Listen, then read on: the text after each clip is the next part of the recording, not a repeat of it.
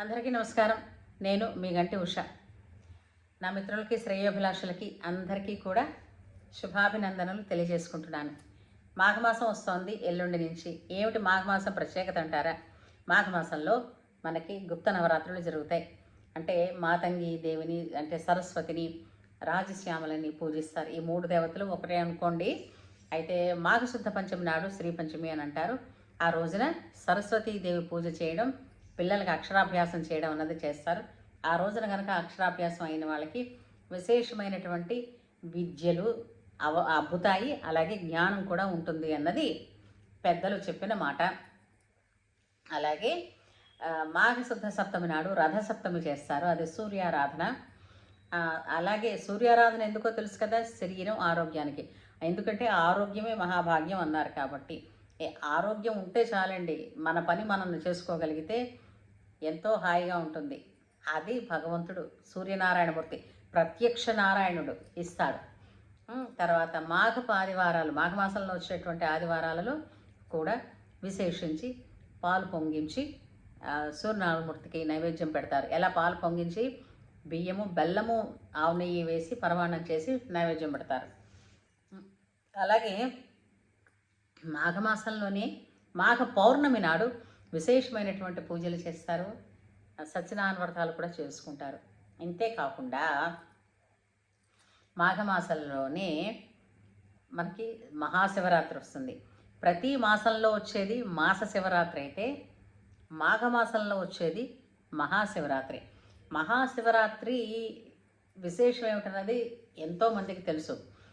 అలాగే మాఘమాస స్నాన ఫలం, మాఘమాసంలో స్నానం చేస్తే, అంటే సూర్యోదయ పూర్వం స్నానం చేసిన వాళ్ళకి, అంటే నదుల దగ్గర ఉంటే నదులు, చెరువుల దగ్గర ఉంటే చెరువులు, సముద్ర స్నానం పౌర్ణమి నాడైతే సముద్ర స్నానం ఇదిగా చేస్తారు. కాకపోతే ఇంట్లోనైనా సరే నుయ్యులున్న వాళ్ళైతే బావి దగ్గరికి వెళ్ళి ఓ 2 చేదలు, 2 బకెట్లు చేదుకుని పోసుకున్నా కూడా ఎంతో బాగుంటుంది. అవన్నీ ఎందుకంటే కొంచెం చలి ఉండి తగ్గుతూ ఉండే పరిస్థితి మాఘమాసంలో. ఎందుకంటే సూర్యనారాయణమూర్తి రథాలు మళ్ళుతాయి అంటారు.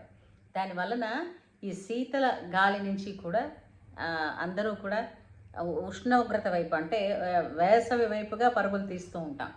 కాబట్టి అప్పుడు మనకేంటంటే సూర్యోదయ పూర్వం స్నానం చేయడం వలన ఆ నీటిలో ఉండేటటువంటి శక్తి ఏదైతే ఉందో ఆ శక్తి మన శిరస్సు మీదకి స్నానం చేసినప్పుడు పడి మన శరీరం మొత్తం కూడా ఒక విధమైనటువంటి చైతన్యాన్ని, ఆరోగ్యాన్ని, శక్తిని నింపుతుంది అని అంటారు.